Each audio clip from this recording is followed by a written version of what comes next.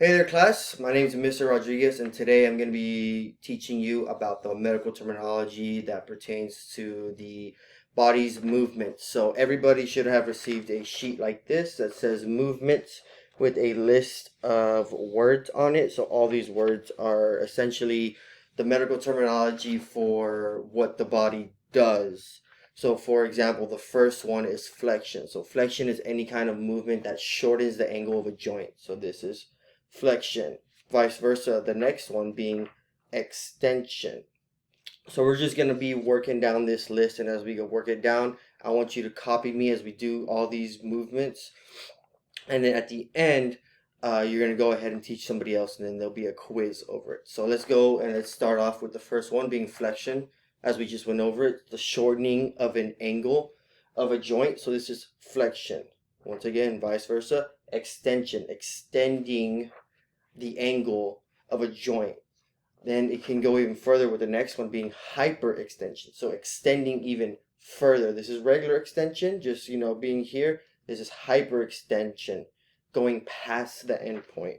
Next is going to be abduction and adduction. So this pertains to your legs and arms going away into your body. So abduction is going to be going away from the body. Adduction is going to be coming to the body. Now, if you look at your sheet, adduction is spelled with ADD, as in the word add. So what I like to say is adduction, you're adding to your body, to the central mass of your body. The next two ones are going to be pronation and supination. This can be pertained to hands or even your whole body. So I'm just going to use my arm to show it right now. So this will be pronation, facing downward. You can also imagine this being the human body. Your face is facing downward. Next, you can do pronation. So now, next will be supination. Supination is facing up. Once again, it can pertain to not only my arm, but to my body. I'm now facing up. Supination.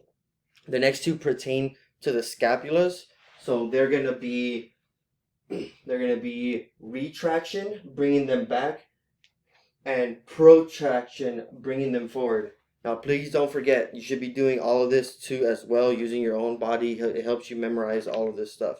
The next two has to do with the shoulders, so they're going to be elevation, bringing them up, and depression, forcing them down. Next, it's a simple one, just using your arm. Rotation, just a complete rotation of any kind of body part. Though it really just pertains to the arm because it's the only one that can really do this stuff. Maybe a little bit of neck. The next one is going to be circumduction, creating a circle. So this can be done with an arm or a leg, but literally making a full circle with your arm or leg. The next two are external and internal rotation. This pertains to the ball and joint joints that are the shoulder and the hip. So I'm going to show you what it's going to look like with the shoulder. So if this is neutral, well, this is neutral. This is going to be external rotation and internal rotation. The next two are going to pertain to my feet. So I'm just going to lower this down. You should be able to see my feet now. The next two are going to be inversion and eversion. Inversion, foot going in. Eversion, foot going out. Inversion, eversion. Good, great way to remember this. Inversion, your foot's going in. Just that easy. And next one is going to be dorsiflexion and plantar flexion. So, dorsiflexion, bringing the foot back towards you. Plantar flexion, planting it into the ground, pointing. That's how I've always remembered it. P, pointing, planting. And now the last three all have to do with the hand. So it's pretty easy. You're going to have radial deviation and ulnar deviation. So those are the two bones here in your forearm. So radial deviation's going to be in towards the radius.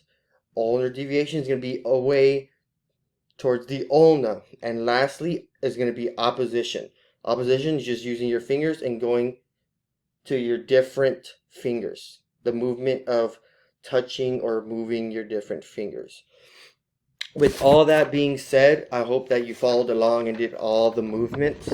Now, I would really like you to do this at home. So grab a parent, grab your brother, grab your sister, and I want you yourself to teach them all of these things that we just did. All the words, show them how, not only what they mean, but what movements they also go along with. Once you're done with that, there's going to be a quiz online that I'd like you to finish, that I'd like you to do. It's just going to be definitions as well as words, and you need to link them up correctly. And from there, you'll receive your final grade for this lesson. I hope you have a great day, and I hope this really helped in you understanding the movements of the body.